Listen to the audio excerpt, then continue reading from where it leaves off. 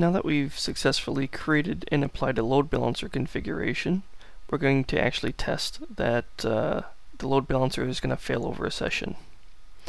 So to do this, we're first going to deploy an application and test failover by pointing the browser at the application, finding out which instance is serving it, and stopping that instance. And the next browser request should be served by the remaining instance.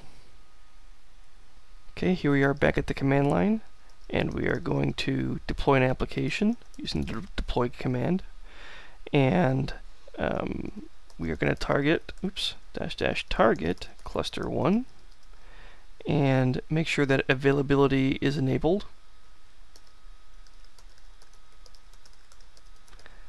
Meaning that we want this application to be highly available, and the name of the application, cluster.jsp.ear.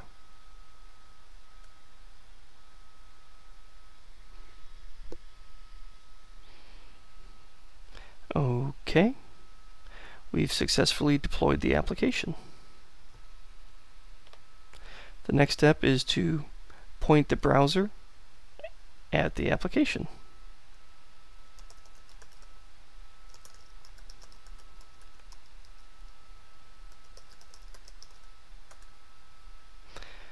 Okay, we now are pointing the browser at the cluster.jsp application, and from what you'll see, it's being served by instance 2. Let's go ahead and add some data to the HTTP session. Test 2, test 2.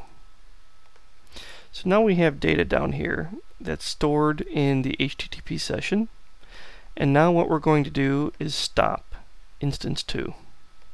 Okay, let's stop instance 2.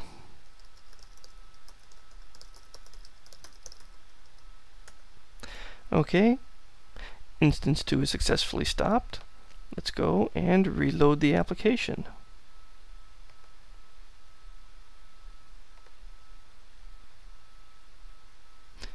Okay, what you'll see now is that instance 1 is serving this session, and the session data still exists. So we have successfully failed over an application.